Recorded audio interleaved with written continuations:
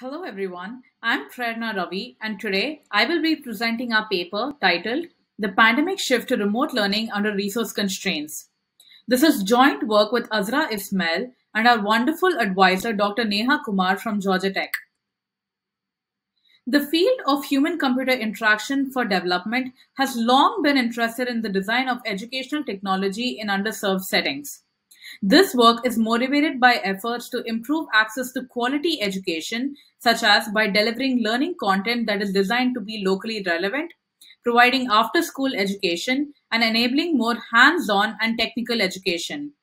Despite progress in this area, schools have been slow to take up technology within and beyond the classroom due to high initial capital and time investment. The COVID-19 pandemic has brought traditional learning to a standstill and forced the adoption of technology and associated investments involved. In an effort to control the COVID-19 pandemic and practice physical distancing, governments all across the world closed down schools and other educational institutions. As the pandemic continued, schools began to move to online modes of learning to continue delivering education. Though the move to online learning was aimed at preventing the loss in learning, it has also had severe consequences for those in resource-constrained contexts. Even as this transition has expanded learning opportunities for many, it has worsened inequalities within caste, gender, and location across the globe. This unprecedented change gives us the opportunity to examine the efforts taken by teachers, students, and non-governmental organizations to navigate the resource constraints that accompany the adoption of information and communication technologies in marginalized contexts. The uncertainties due to the pandemic also serve as a catalyst for iterative and situational workarounds to make sense of the newly incorporated digital infrastructure. On 25th March 2020, India announced a nationwide 21-day lockdown to stem the spread of the pandemic. This lockdown was initially extended till May and then again till June with conditional opening in regions that contained the spread. With the spread of COVID-19, however, most schools ended up remaining closed for most part of the year and beyond as well.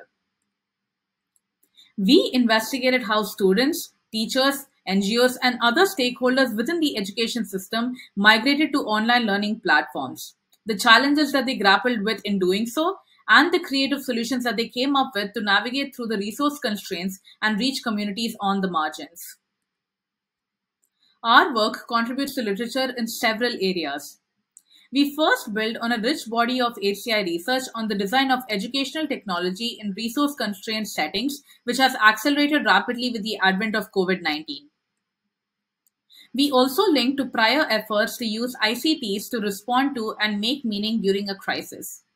We draw on this body of literature in crisis informatics to not only investigate the use of digital platforms like WhatsApp for managing education during a crisis, but also to observe the initiatives and the workarounds that different stakeholders in the education system undertake to navigate these platforms.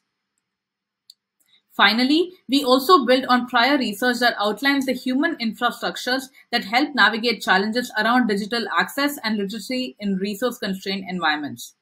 We see that non-material resources that rely on human actors play a significant role in the light of material constraints, such as the role of care in crisis response and education. A nationwide household survey conducted by the Annual Status of Education Report of Rural India with over 50,000 families in 2018 revealed that India found a significant reliance on mobile technology.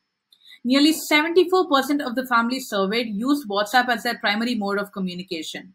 About 1 in every 10 households bought a new smartphone to support their children's education after schools closed down in March 2020 due to the pandemic.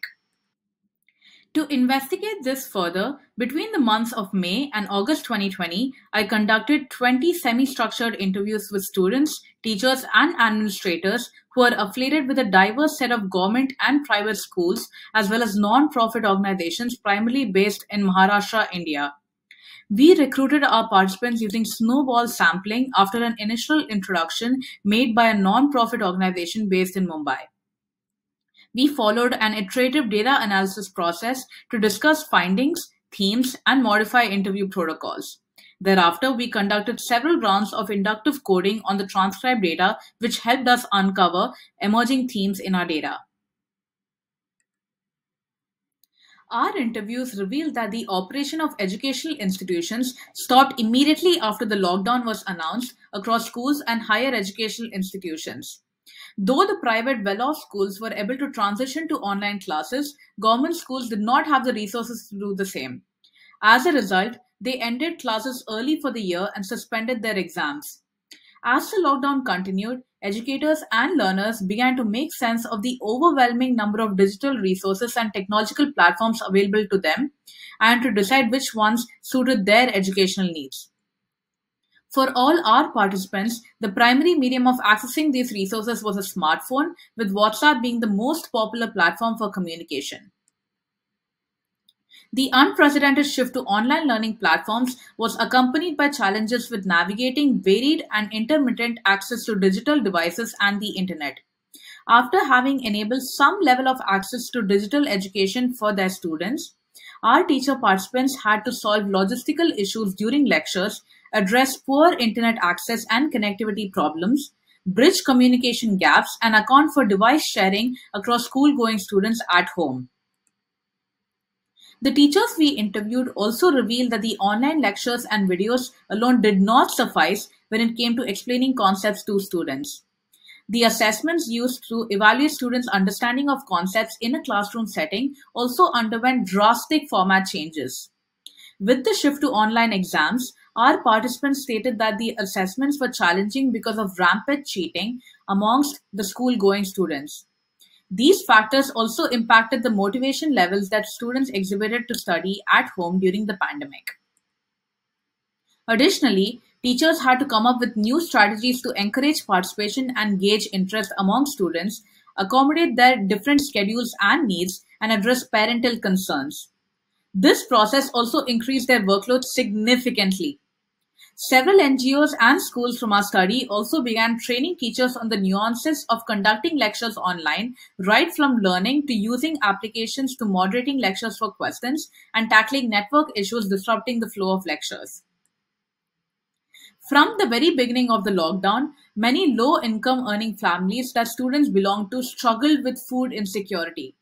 To combat this, our participants from schools and non-profit organizations shifted their focus from education to working with underserved communities to support their immediate needs for the first 1 month.